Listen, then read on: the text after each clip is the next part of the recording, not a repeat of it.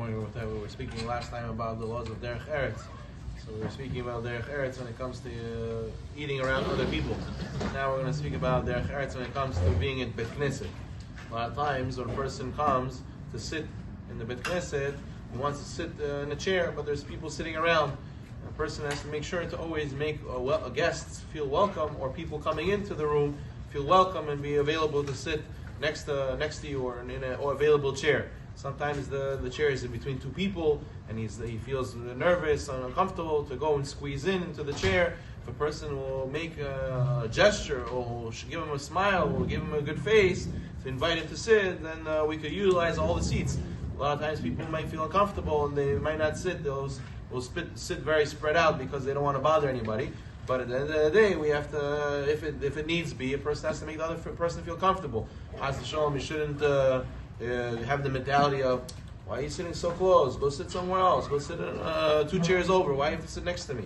Chas v'shalom, we have to realize that we're all brothers over here. We have to, your brother, he doesn't bother you if he sits next to you on your couch. Same thing, we're all brothers in Am Yisrael. We have to make it welcoming and inviting, especially when guests come to the synagogue. Many people sometimes come from a different state, or they're not from here, and they feel lost, they feel uncomfortable. We have to ask them, hi, how are you? Where are you from? If there's anything you need, we can help you. Please come sit. They tell them what times the minyanim are, show them where it's available, and that way the person doesn't feel uncomfortable and feel disrespected. Chas v'shalom. Even when a person, Chas v'shalom, has his own personal seat, we know that the halacha is you should sit and pray in the same place every single day, preferably. If a person does so, has a makom kavua, then Elokei Avraham Ba'alei Be'ezro, a person will have the God of Avraham come and give him special siyata d'shmaya. Nonetheless, if Chas v'shalom somebody takes your seat as a guest, he didn't know it's your seat and he took your seat, you shouldn't be makpid to kick him out of your chair. Even though, let's say, there's a synagogue that has names on the chairs, and a person sits in your chair and it says your name over there. Nonetheless, the Rashid Chochmah writes that it's from laws of Derech Eretz, it's not nice to kick somebody out of the chair. Even if it's your chair, you should find somewhere else. Everything's been a shamayim, so therefore a person has to make sure not to kick someone out. And definitely to the Gabbai, we have to have Derech Eretz to put away our Sfarim. A lot of times people use books. There's no permission to take books home from the Bet Knesset, first of all. Second of all, even after you use Sfarim for the Bet Knesset, whether it be Sidurim, Homashim, Gemarot, and all these things, the person has to put them back. Many times, the Avrechim, or many times other people are looking for these books. They're excited to read these books. They read these books all the time, and then the book is missing.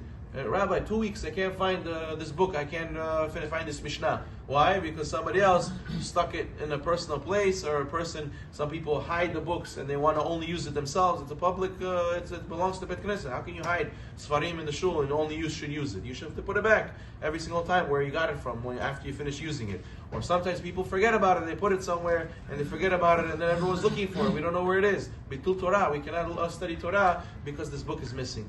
And definitely the Gabbai, there's a Gabbai who comes and fixes all the books, takes all the Sidurim, the people's stuff everywhere, all the Chumashim, people's stuff everywhere, and puts it on a cart, sitting there, putting it back on each shelf. So he does this out of the love of his heart. He's doing a mitzvah. But why should we make him suffer so much? Why should we go and, someone else will clean it? The person has to know in Bet Knesset, we shouldn't assume, there's janitors, whatever, they'll clean it. No, you spill, you make a mess, clean it up. You finish eating, pick up your plate, throw it away. You finish with your books, put it back also. The person will have to, Chas v'shalom, get judged for the Bitul Torah and wasting time of the other people who have to sit there cleaning up after you. Or Chas v'shalom not able to find the Sfarim because you didn't put it back. So therefore, even when being in Bet Knesset, there's a lot of Derech Eretz that person has to pay attention to. Baruch Amen.